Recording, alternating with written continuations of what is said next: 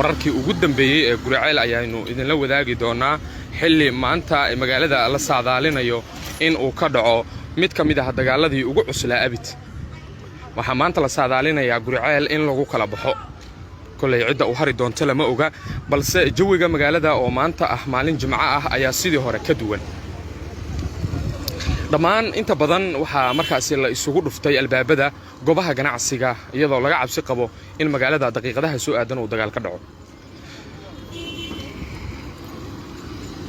marka dhamaantiin live ka share gareeya kun qofood oo daawasho ah markaynu gaarno ayaynu markaasi saaxiibada u soo bandhigi doonaa xaaladii ugu dambeeyay ee Guriceel marka live ka share gareeya su'aasheena saakana waxa ay tahay yaad isleedahay waa ku awood badan yahay culimada ahlu sunna iyo kuwa galmudug yaad isleedahay Guriceel waa ay maamuli doonaan haddii uu dagaal ka dhaco ma ahlu sunna mise galmudug dad badan waxay qabaan in ahlu sunna ay tahay markaasi koox aan si ciyaar ah markaasi magaaladan looga saari karin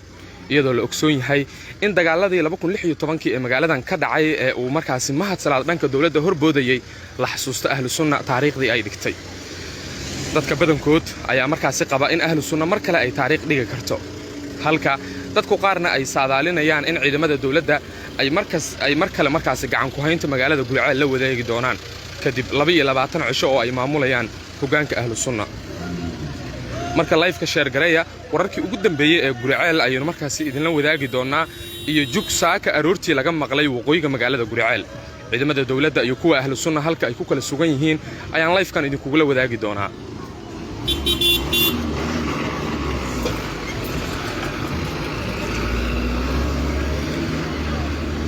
magaaladan oo ah magaalada ugu shacbiyada badan galmudug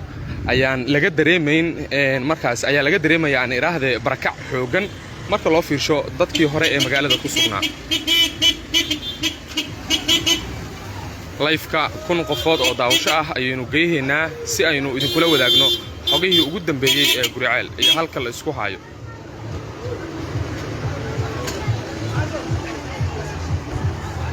Guriceel saakay waxa ka taagan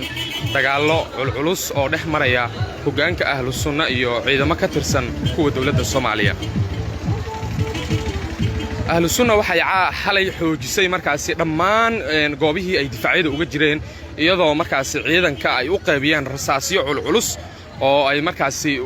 ku booriyeen in ay iska difaacaan dawladda haddii Guriceel la soo weeraro ciidamada dawladda oo ah kuwa markaasi aad u fara badan isla markaana wata gaadiidka dagaal iyo markaasi saanad aad u fara badan ayaa iyaguna saakay lagu arkayaa garoonka diyaaradaha ee magaalada Guriceel sida la inoo xaqiijiyay ciidamada dawladda ay ka yimaaday ceel dheere ayaa ku sugan magaalada meel magaalada u jirta wax ka yar 12 kiiloomitir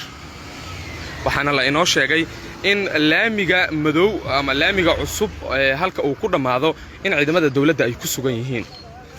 sida ay dad deegaanka ah inooga warrameen oo aynu goordhow la xiriirnay waxay ciidamada dawladda ka bilaabanayaan halka markaasi waxay ciidamada dawladdu ka bilaabanayaan halka laamiga cusub oo markaasi ku dhamaado ama aylaboorka wadada aylaboorka looga leexdo ciidamada dawladda ayaa la sheegayaa in aylaboorka magaalada Guriceel halka looga leexdo ay ku sugan yihiin ilaa iyo ceel dheeran ay is haystaan dad ayaa sidaas inoo xaqiijiyay oo saakay ku safray wadada u dhaxaysa Guriceel iyo Dhuusamareeb xaaladda magaalada ayaa kacsan waxaana daqiiqadaha soo aadan la filayaa in magaaladan ay martigeliso dagaallo lagu hoobto oo dhex mara ahlu sunna iyo dawladda labada dhinac waan laga dhex waday ayaa shalay galab dhicisowday hoggaanka ahlu sunna ee Guriceel ku sugan Sheekh Maxamed Shaakir Cali Xasan oo shalay warbaahinta isugu wacay isla markaana kula hadlay hoyga uu magaalada ka degan yahay ayaa sheegay in ciidamada dawladda markaasi ay weerar ku soo qaadeen iyagoo bohol jooga oo aysan wax dhiba galabsan Sheekh Shaakir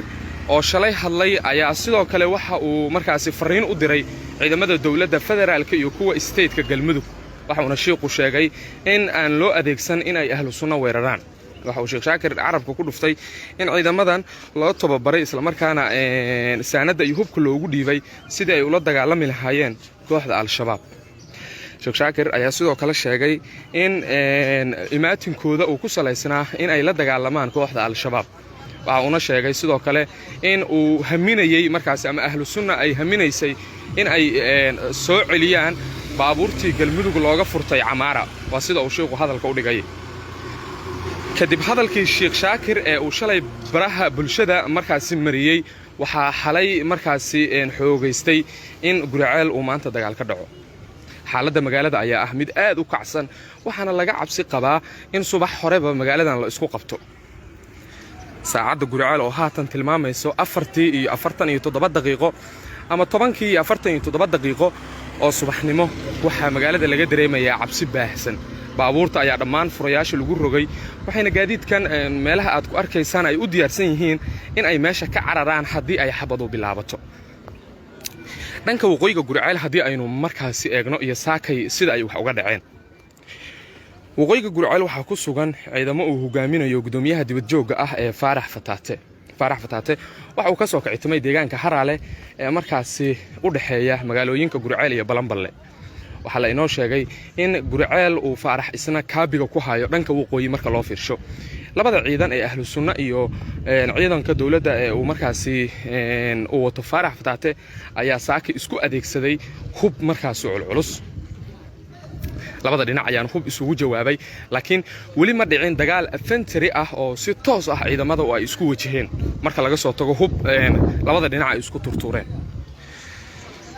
dhanka ahlu sunna waxay dhammaan markaasi heegan gelisay ciidankeeda halkan ku sugan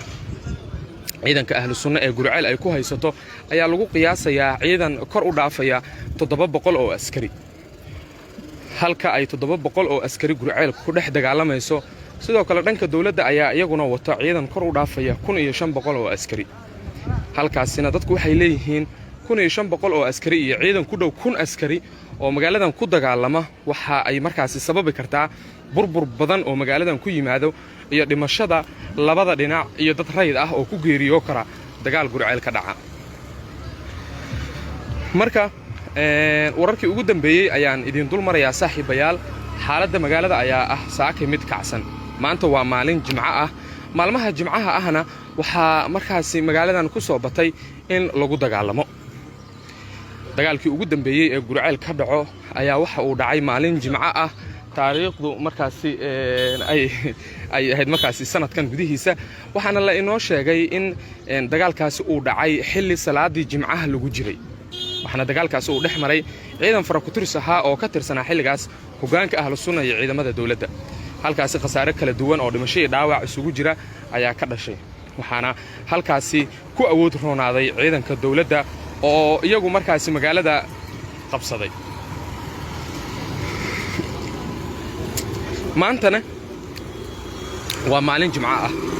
marka maanta laga tago waxaa xusid mudan in kowdii bishan aynu haatan ku guda jirno oo ahayd markaasi maalin jimco ah ay Guriceel la wareegeen hoggaanka ahlu sunna ama ciidamo taabacsan ahlu sunna maantana waa maalin kale oo jimco ah marka waxay dadku leeyihiin xilliga maalmaha jimcaha ah Guriceel waxaa si weyn loogu yaqaanaa in lagu dhex dagaalamo walow dagaalku oo markaasi noqon karo mid dib u dhaco ciidamada dawladda ayaa iyaguna markaasi la geliyay diyaar garowgii ugu dambeeyay waxaana la qorsheynayaa in saacadaha soo aadan uu dagaalku ka bilowdo afaafka hore ee magaalada gaar ahaan eelaboorka wadada eelaboorka iyo dhanka waqooyi ee magaalada ama Ceel Abshir iyo Ceel Cali Faarax xaaladda magaalada ayaa ku jirta cabsi xoogan waxayna dadku intooda badan ka baqayaan in magaaladan uu ka dhaco dagaal qaraar wada hadaladii shalay iyo daraad ka socday gudaha markaasi magaalada Dhuusamareeb ayaa noqday kuwa dhicisoobay waxaana wada hadaladaas horboodayay Shirwac oo ah gudoomiyaha golaha Habargadir waxa uu Shirwac sheegay in labada dhinacba uu wada hadalku ka socon waayay sababtuna wuxuu sheegay in ahlu sunna lagu qancin waayay in ay Guriceel ka baxaan qorqorna in lagu qancin waayay in ahlu sunna oo Guriceel ku sugan oo wada hadal la furo hogaamiyaha ahlu sunna ee ku sugan Guriceel Dr. Maxamed Shaakir Cali Xasan oo shalay isagu warbaahinta la hadlay waxa hadaladiisii kamid ahaa isla markaana dadka deegaanka uu ugu baaqay in guryahooda ay dib ugu soo noqdaan iyagoo uu ku haminayay in guryahooda dib ugu soo noqdaan ayaa xalay mar qura laga war helay in ciidanka dawladda markaasi la geliyay diyaar garowgii ugu dambeeyay oo ay gacanta ku soo dhigayaan magaalada Guriceel oo ah xarunta ganacsiga Galmudug xaaladda magaalada ayaa ah mid saakay aad u kacsan waxaana xilli waliba laga baqayaa in magaaladan uu ka dhaco dagaallo badan oo markaasi khasaaro waaweyn geysta. Guriceel waa magaalo istiraatiijiyad ah waxayna u dhaxaysaa ama waana magaalada ugu horeysa ee gobolka Galgaduud ka bilowda marka laga soo tago markaasi ama marka loo eego dhanka Hiiraan waa magaalada ugu horeyda ee Galgaduud markaasi ka bilaabato. xaaladda magaalada ayaa ah mid saaka kala carar ah waxaana laga cabsi qabaa in daqiiqadaha soo aadan magaaladan uu ka dhaco dagaallo aad u culus oo lagu hoobto. amuraha Ilaahay ha sahlo ayaynu markaasi leenahay. nabadoon haye soo dhawow bal magacaaga dadaa ku taabanayo toosa lagu la socdaa. saaxiibkan waxa uu ka mid yahay dadka magaalada sida weyn looga yaqaano. bal haye xaaladda guud ee magaalada saaka inooga waran. waxaad isaas haye si fiican aha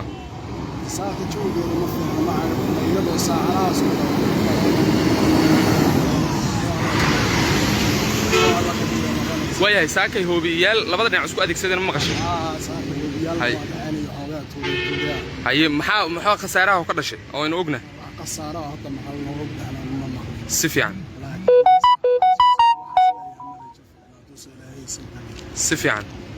wayahay adigu cidaada ma qaxide wayahay dagaal Guriceel ka dhaca yaa mas'uuliyadiisa qaadayo kula taadigu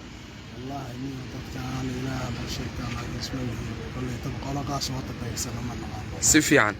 magaalada dagaal ka dhaca maxay magaaladu keeni kartaa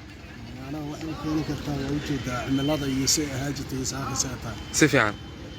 magaalada waa shidneed waa kala shaqaysanayay saakana u maleeymaa inay shaqo iyo rajo iyo wax midna jirto adigu magaalada maad ka carartid maxaad ka haysaa magaalada dalaal baa iska meerayga iska carartaa xabadu hadii bilowdana horaa u cararey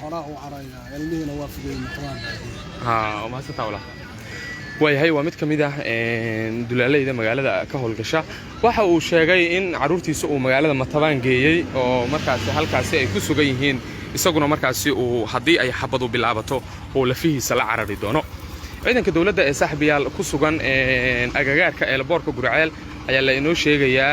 hadeertaanba in ay horay u soo dhaqaaqeen waxayna ku soo wajahan yihiin Guriceel oo ay haatan u jiraan wax ka yar 13 kiiloomitir. waa dareemi kartaa ahlu sunna difaaciyadeeda ay markaasi horay u sikisay waxa ayna ahlu sunna difaacyo xoogan uga jirtaa ilaa loo gaaro markaasi ceel cantoobe iyo halka ka sii horeysa. ciidanka dawladda iyo ahlu sunna ayaanu isku muuqda waxayna labada dhinac sugayaan in uu mid kamid ah xabadu bilaabo. dhanka waqooyina saakay hoobiyaal ayaa la isku adeegsaday sida uu ninkaasi hadeertaanba idin sheegay oo xaaladda dhanka waqooyi ee magaalada saaka waa kacsan tahay. ciidanka hoobiyaasha isku adeegsaday oo ahlu sunna iyo markaasi faarax fataata ay kala wataan ayaa la inoo sheegay in wax khasaare oo gaar ah uusan ka dhalan marka laga soo tago burbur ku yimid goobaha ay difaacyada uga jireen. magaalada jawigeeda ayaa saaka ah mid qasan daqiiqad walibana magaaladan dagaal xoogan ayaa markaasi laga filan karaa. dadka dhammaantood waxa ay ka qoosteen rajo walba oo magaaladan xal loogu raadi karo. dhammaantoodna waxay ku leeyihiin magaaladan uma muuqato mid xabad ka badbaadi karta. taasina waa arrin kale oo aad u culus. ahlu sunna waxay dhinac waliba ugu baaqayaan isla markaana ay diyaar u yihiin sida uu Sheekh Shaakir sheegay in wada hadal wax waliba lagu dhameeyo. inkastoo sheekhu uu carabka ku dhuftay haddii la weerarana oo Guriceel la soo weerarana in ay isdifaaci doonaan. ciidanka ahlu sunna ayaa isku dhaarsaday sida aynu xogta xalay ku helnay in markaasi ilaa midka ugu dambeeya uu dhinto in uusan jiri doonin in ay ciidamadu isdhiibaan. waxaana labada dhinac ee ahlu sunna ay isku dhaarsadeen in askariga ugu dambeeya marka uu dhinto markaasi la isdhiibi doono. waayahay waxaan la joogaa Bacadle oo ah saaxiibayaal nin saameyn leh. Bacadle soo dhawow bal xaaladda magaalada hay caadi inoogu hadal. waayahay Bacadle ayuu ka ahaa saaxiibayaal oo markaasi deegaanka si weyn looga yaqaano xogaay kaamirada ayuu ka cudur daartay. marka saaxiibayaal jawigu magaalada waa sidaas. aragtiyada dadka ayaynu eegi doonaa iyo xaaladda sida ay noqon karto. dadka qaar ayaa rooble waxa uu leeyahay waxba dhici maayaan saaxiib ayuu leeyahay insha Allah. saaxiib sidaas ay dadku dhan rajaynayaan inkastoo magaaladan ay u eg tahay magaalo aysan xabadu huri doonin. Matabaan ay dadka qaar soo qorayaan dabcan halkaasi u qaxeen suufiyaasha hala garab istaago ayuu leeyahay Cabdishakuur Maxamed. kommentiyaasha dadka ayaynu akhrin doonaa. saaxiib adiga i daawanaya commenti qaybta hoose waa igu reebi kartaa adigoo live-kan ku guda jira saan commentigaaga u akhriyo bacadle waan salaamayaa buu leeyahay qofkaas uu mahadsan yahay xaaji qooqane saaxiibo fara badan ayaa dhiibanaya aragti axmed cabdisalaan xaaji wuxuu leeyahay dagaalkan waxa uu u dhaxeeyaa ahlu xaq iyo ahlu baadil buu leeyahay waa sida uu hadalku dhigay waayay sheekh shaakir allaha ku dambeeyo buu leeyahay dabcan waa la arki doonaa halkan cidda u dambeynta bal ahlu sunna iyo galmudug yaa magaaladan gacanta ku hayn doona aragtidaada adigoo inala wadaagaya hallo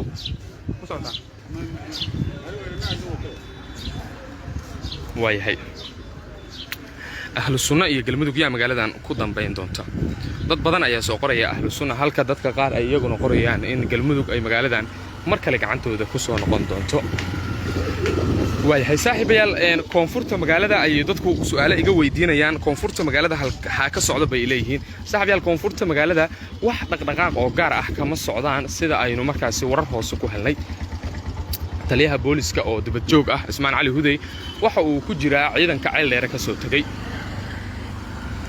magaaladan markaad fiirisid waxa sanadkan si weyn isku haayo dhinacyadii ka wada tirsanaa ahlu sunna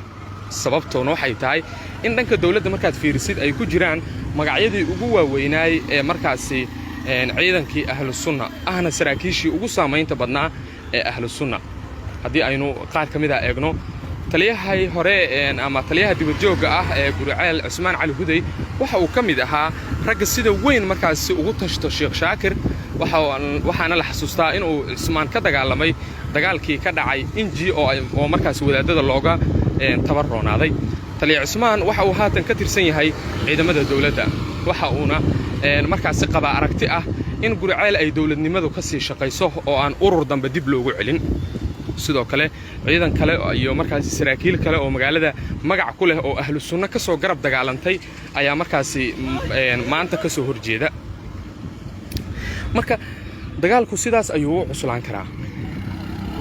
dad badan waxay qabaan in ciidamada gorgor iyo markaasi haramcad aysan Guriceel waxba ka qaadi karin balse waa ciidamo ay soo tababareen markaasi dawladda shisheeye ciidamada gorgor waa ciidamo si gaar ah u tababaran mana ahan ciidan markaasi la fududaysan karo oo waa ciidan markaasi u diyaarsan in ay markaasi awaamiirta taliyahooda markaasi ay raacaan marka dad badan ayaa qaba in ciidanka gorgor markaasi haddii ay Guriceel soo weeraraan markaasi laga adkaan karo balse waxa markaasi jirta in ciidanka gorgor ay yihiin ciidan aan la dhayalsan karin lagana yaabo in magaalada ay awood kula wareegaan sidoo kale dhanka ciidanka haramcad iyaguna waa ciidan kale oo diyaarsan waxa laakiin dagaalkan si weyn wax uga bedeli kara isla markaana natiijadiisu ay ku xiran tahay ciidanka qaybta 12aad oo markaasi ah ciidanka militariga Soomaaliya ciidanka qaybta 12aad dadku waxay leeyihiin arrinka si weyn ugu dhaga duleela haddii ay xooga saaraan in ay Guriceel gacanta ku soo celiyaan waa suuragal in magaalada ay gacanta ku soo celiyaan balse ciidamada kale waxa la leeyahay aqoon aysan aqoonin gudaha magaalada iyo sida looga dhex dagaalamo way ku adag tahay in ahlu sunna ay Guriceel ka saaraan dad badan ayaa aragtiyada noocaas qabo marka dhanka Faarax Fataata hadaad fiirisid Faarax maalmihii ugu dambeeyay wuxuu ku mashquulsanaa sidii uu aruursan lahaa ciidan macawusley ah oo aan dhinac u jeesanayn ciidamada maleeshiyaadka ah markaasi Faarax uu wato waa ciidamo adag sababtuna waxay tahay in ciidamada ahlu sunna ay markaasi badankood u badan yihiin ciidamo maleeshiyaad ah ciidanka maleeshiyaadka ahna waa askari markaasi si weyn dagaalka u fahansan sababtuna waxaad ku ogaan kartaa askarigan markii uu qaangaaray ama ciidankan ama ninkan markii uu qaangaaray waxa uu markaasi iska ilaalinayay qabiil kale oo loogu sheegay inuu cadow ku yahay waxa laga yaabaa in 15 jir uu qori ku qaaday waligiisna gurigiisa uusan seexan oo uu habeen walba ka maadan jiray dadku marka waxay leeyihiin in ciidamadaas noocaas ah waa adag yihiin oo dagaalku waxa waaye waa ay ku adag yihiin waayo waxaan soo dhaweynaynaa tibinteena tooska ayaan ku jirnaa saaxiib soo dhawaaw magacaaga شريف الأرض بل كورنا حالة Guriceel iyo kala cararka iyo hoobiyaashii saaka waqooyiga magaalada laga maqlay magaalada waxaa soo gaaray ciidamada galmudug iyo kuwa dawladda Soomaaliya iskaashanaya waxayna soo dhaafeen beelida Beledul Aamin oo dadku nuur cala nuur ku dugan yahay sheekaasu ay soo dhaafeen gaadiidku infentariguna wuxuu soo gaaray magoog meel la yidhaaho magaalada u dheereen wuu soo dhaafay marka waardi ku jiray difaysi nimankaanu ay ka qoteen ceer samatar iyagu waa is arkeen hadda kolleyta loo ilaala waa is aragtaale meeshaasna waxbaa la is dhaafsaday waana lagu kala rugmaday oo hadda nimankaas waxoogaa iyagoo la tusay aysan malaysaynin ay difaaca ku kor yimaadeen bacdina waa la is rasaaseeyey kolleyta ilaahayna qocino kuma gaarsiin dadkii masaakiinta ahaayoo barakacana sidii magaalada uga maqan yihiin oo roobo fara badan iyo waxbaa qaar daaneeyey amiin hore dadu oo xitaa ilmo ka dilo roobku dadku waa iska dhibaataysan waayahay bal dadka dhibaatayso inoogu kaadi dhanka ceel dheer ka waran dhanka ceel dheer culays saa'ida ka jira culays saa'ida waxaa waran ka haydaa ciidamada dawladda ee la leeyahay ee laboorka magaalada ku sugan yihiin maya waxaas xaqiiqa hadda uma aan hayno laakiinse kulleyta ciidamada dawladda dhaqdhaqaaqyo xoog lay muujiyeen ayraboorna nimankan oo walaysay way haysanba isaga dhanba waaba xirnaay dhifaysiyadooduna waa ka sokeeyaan hadda haddii la wareegayaan waaba waddan iska bannaan oo ba ahayo waaba iska dhexin yaa qaadaya mas'uuliyadda dagaal ka dhaca Gurceel qorqoora qaada qorqoor maxaa ku sabaynaysaa ku sabaynaa odayaashii galmudug muqdisho ka yimaadeen meel bay ka yimaadeen u samareebay yimaadeen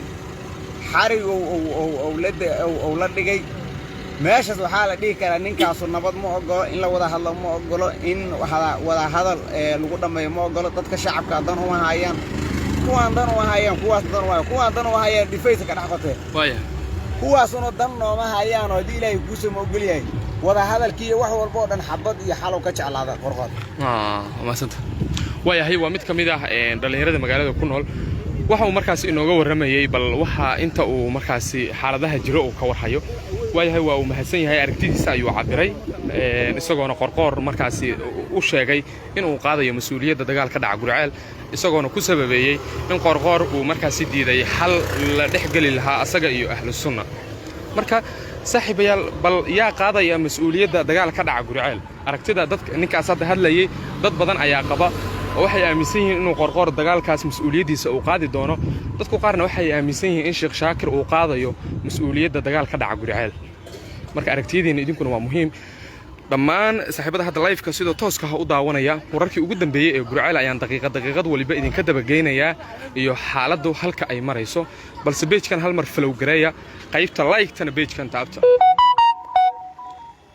waayahay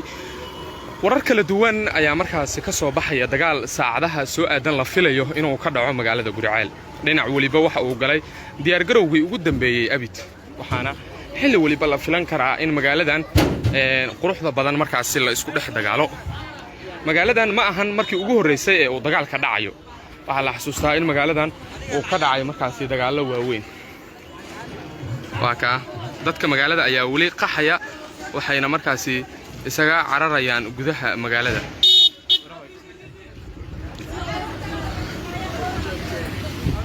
waayahay xaaladda magaalada ayaa ah mid kacsan magaaladan waxa la xasuustaa in dagaallo ay ku bilowdeen 10 sano ka hor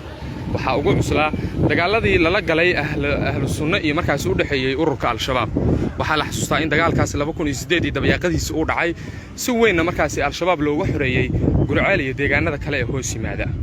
xilligaas waxa dagaalka markaas horboodayay shakhsi magaalada magac weyn ku leh isla markaana si weyn loo maamuuso waana sheekh markaas Allah u naxariistay lagu magacaabo Sheekh Maxamed Yuusuf Xeefow waxa uu ahaa sheekh si weyn markaas culimada ahlu sunna u mideeyay isla markaana xilligii uu noolaa markaas kama jirin wax markaas tafaraaruq ah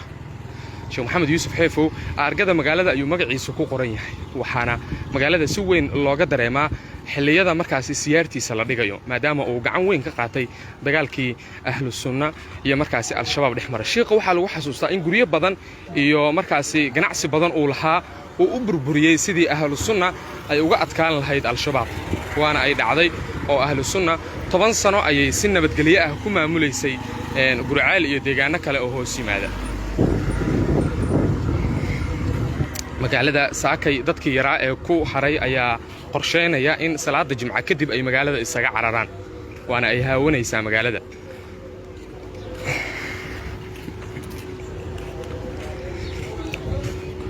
Gurceel wararkii ugu dambeeyay ayaan xilli waliba idin soo tabin doonaa saaxiibayaal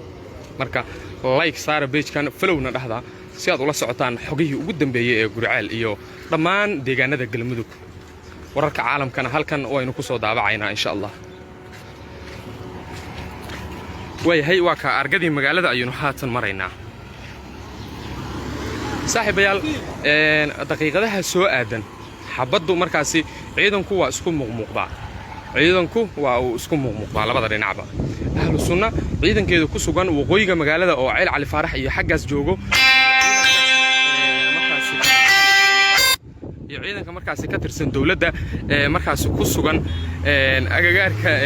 magaalada waxa waaye waa isku muuqmuuqdaan dhanka ciidanka markii la fiirsho Ceel dheer ka soo tagay ee laboorka magaalada ku sugan iyo ciidanka ahlu sunna ayaa iyaguna markaasi isku muuqda labada dhinac hadii isku muuqdaana waxay u eg tahay in magaaladu ay markaasi uu dagaal ka dhici karo ahlu sunna ayaa howlgallo waaweyn wada maanta quraca hadiyad waxa ku sugan ciidan ahlu sunna ka tirsan oo markaasi howlgallo magaalada ka wada ahlu sunna waxay xoojisay amniga magaalada Guriceel wararka iyo warbixinada ka soo kordha xaaladii ugu dambeeyay ee Guriceel halkan ayaad saaxiibayaal kala socon doontaan live-ka hal mar share gareeya si uu u gaaro saaxiibo fara badan hal mar live-ka share gareeya wuxuu gaarayaa live-kan saaxiibo aad u fara badan waadna ku mahadsantihiin saaxiibayaal daawashada live-kan muuqaalada iyo live-afka kale ee aynu soo gali doonana halkan ayaad si toos ah uga la socon doontaan waa idin salaamayaa xaaladii ugu dambeeyay ee Guriceel ayaan daqiiqad waliba idin soo baahin doonaa waa mahadsantihiin daawashada live-kan ayaad ku mahadsantihiin haddii aad ku caajisay live-kan waan ka raali gelinayaa haddii aad ku raaxaysatana waad mahadsantahay sababtoo ah labada dhinacba waqtiga kaaga baxay waa mahadsantahay saaxiibayaal wararka ugu dambeeyay halkan ayaad ugu imaan doontaa aragtiyada dadka inaan eegaan jeclaa laakiin waqtiga ima siinayo